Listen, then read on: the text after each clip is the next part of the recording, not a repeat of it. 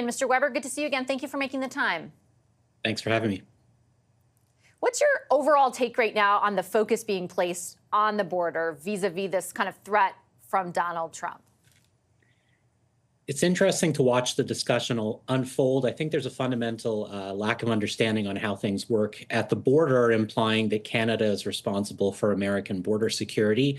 It's not really how it works. Canada is responsible for theirs. The U.S. is responsible for their own. I think there's some work that we can do towards seeing less people try to get through the U.S. border on the Canadian side, but I think there is a little bit of lack of understanding of how things do work at the border. What do you think the implications of that lack of understanding are right now? I think we hear a lot of talk about Canada stopping people from getting into the U.S.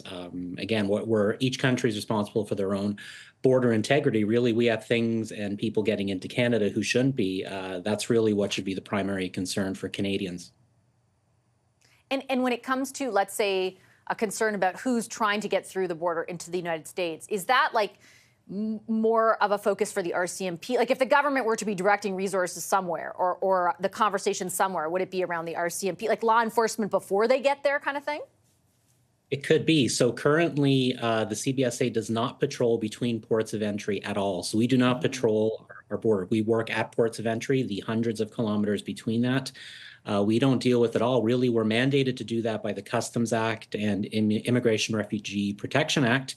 However, there's a 1932 order in council that has given those duties over to the RCMP, and believe it or not, that is still in effect. So really what happens in those large areas between ports, that's for the RCMP to take care of. And of course, they're not overstaffed either. And on the CBSA side, we talk about investment and security. We are desperately understaffed. We're short approximately 2,000 officers to be up to the number we need to be at.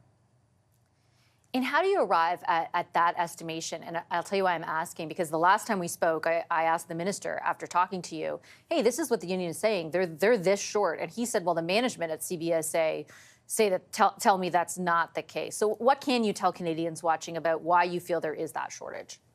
Yeah, we base that number on our frontline numbers and what they were at about a decade ago compared to now. We had the Deficit Reduction Action Plan under the Conservatives back in 2013, removed about 1,100 positions. Those have not been replaced. What the CBSA has been focusing on is technologies to replace the officer. We've seen ArriveCan, we see the pick machines that everyone clears when they get in through the airport. The difficulty for talking about security is that those things rely largely on self-declaration. So every time you remove an interaction with an officer, you are lessening our security. We find things by speaking with travelers. We find things by searching cars, searching trains. No one is going to self-declare that they're smuggling. No one is going to self-declare that they're coming into the country for ill purposes. And right now, we don't have the officers there to do those searches and do those interviews. We're really relying on technology to do that for us, and it's simply not working. Do you think, as a result, the border is less secure than it would be if the opposite were true? Oh, absolutely. The border has gotten less and less secure over the years, no doubt. Most people come into the country now self-declaring to machine and never interact with an officer whatsoever. We have entire modes. We don't look at rail. We don't know what comes in. Marine, we're doing less than a fraction of 1%. Land mode, we are understaffed to a point where we're doing very few searches, and we see the CBSA working on technology to make clearing at land borders automated as well. So, I mean, Canada has a really important decision to make. We can't, on the one hand, worry about things like the rise in gun violence and the opioid crisis, and then on the other hand, automate our borders and no longer interact with the people and goods coming into the country. It's one or the other. If you want to keep Canadians safe, you need the officers there to do that.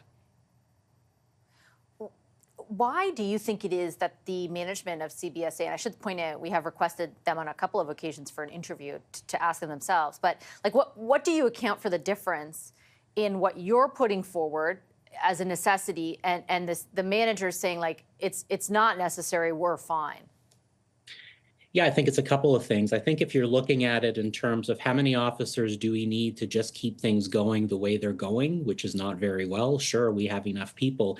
If you actually want us to fulfill our mandate, keep Canadians safe, and do the job that must be done at the border, we're desperately short the officers. No app is going to do a search, no app is going to do an arrest. That's really what we're there for, is to keep Canadians safe.